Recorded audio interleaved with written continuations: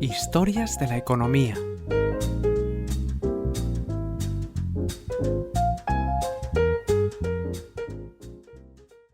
Episodio 172.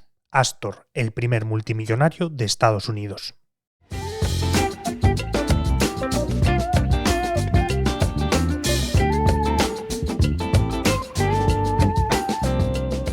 John Jacob Astor pasó a la historia por convertirse en el primer multimillonario de Estados Unidos. Inmigrante alemán llegado a América en el siglo XVIII, comenzó su fortuna con el negocio de las pieles y desde ahí llegó a conquistar Manhattan. Acumuló unas riquezas sin precedentes a principios del siglo XIX, alcanzando un poder financiero que redefinió la economía estadounidense y además cimentó el estatus de su familia entre las élites más influyentes del planeta. La vida de Astor fue de auténtica película. Nació en Waldorf, Alemania, en 1763, con el nombre de Johann Jakob Astor. Siendo hijo pequeño, empezó a trabajar desde niño, primero en la carnicería de su padre y después vendiendo productos lácteos. Y con tan solo 16 años se marchó a Londres, a trabajar en la empresa de pianos y flautas de su tío. Una experiencia que le sirvió para aprender inglés y anglicanizar su nombre, convirtiéndose en John Jacob Astor. En 1783, tras el final de la Guerra de la Independencia, se fue a Estados Unidos. En Nueva York, su hermano tenía una carnicería siguiendo la tradición familiar, y su plan era trabajar allí. Pero en el viaje conoce a un comerciante de pieles que le inspira para unirse a ese negocio. Con el dinero que gana en la carnicería, empieza a comprar pieles crudas a los nativos americanos, que después él mismo trataba y preparaba para revenderlas en Londres, donde lograba grandes ganancias. Para finales de esa década, abría su propia tienda de artículos de piel en Nueva York, donde además también ejercía de agente comercial para los instrumentos musicales de su tío.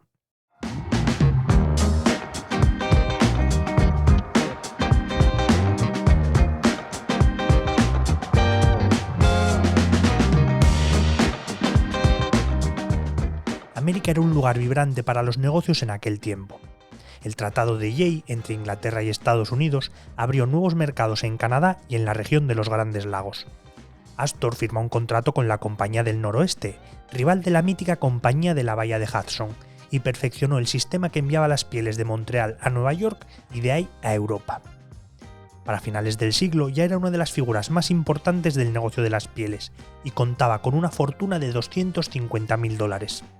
Sus comerciales eran famosos por lo despiadados que eran con la competencia y por llegar incluso hasta el oeste de Canadá.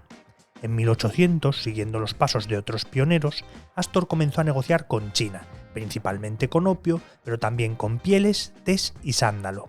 Los beneficios eran enormes. Con la anuencia del presidente Thomas Jefferson, estableció un puesto comercial en el río Columbia, que se convirtió en la primera comunidad de los Estados Unidos en la costa del Pacífico. Astor financió la expedición por tierra que acabaría descubriendo el Paso Sur, a través del cual cientos de miles de colonos cruzaron las montañas rocosas para conquistar Oregón, California y los territorios mormones. El negocio de las pieles vive una época de esplendor a partir de 1817, tras unos años complicados, gracias a una ley proteccionista aprobada por el Congreso de Estados Unidos que prohibía a los comerciantes extranjeros actuar en el país. Poseedor casi de un monopolio, las conexiones comerciales de Astor se expandieron por todo el mundo, y sus barcos surcaban todos los mares.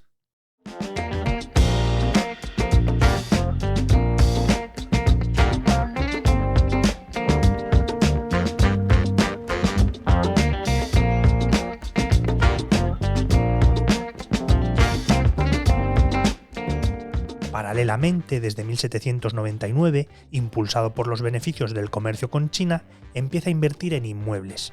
Era sistemático, ambicioso y calculador.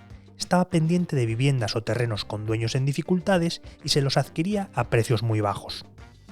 Uno de los casos más conocidos es el de Aaron Burr, vicepresidente de los Estados Unidos, que tuvo que vender de urgencia todas sus propiedades para poder huir a Europa, después de herir mortalmente a Alexander Hamilton en un duelo con pistolas, tras años de desavenencias.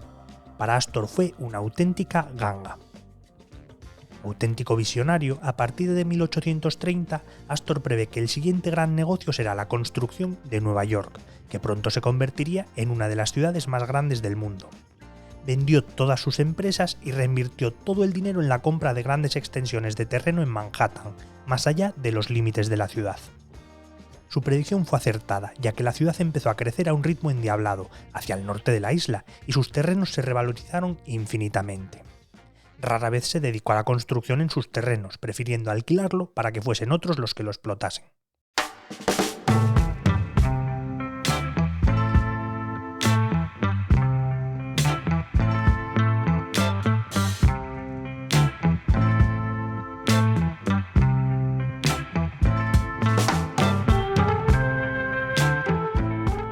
Llegado el momento, se dedicó a vivir de las rentas, pasando el resto de sus días convertido en uno de los principales mecenas de la cultura de la época, impulsando, entre otras cosas, la que acabaría siendo la Biblioteca de Nueva York.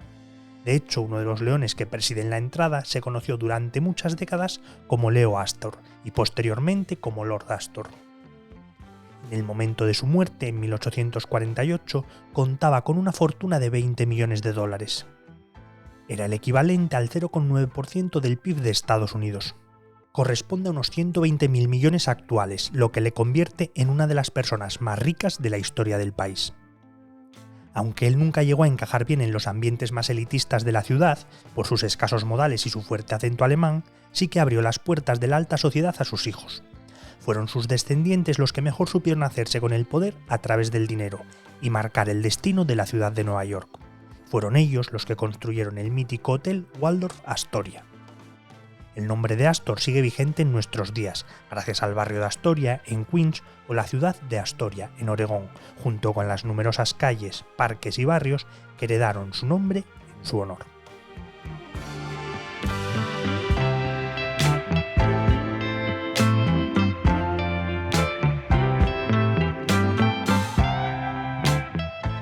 La edición sonora y la selección musical de este capítulo son de Remo Vicario, mientras que el texto y la locución son míos y soy Javier Calvo.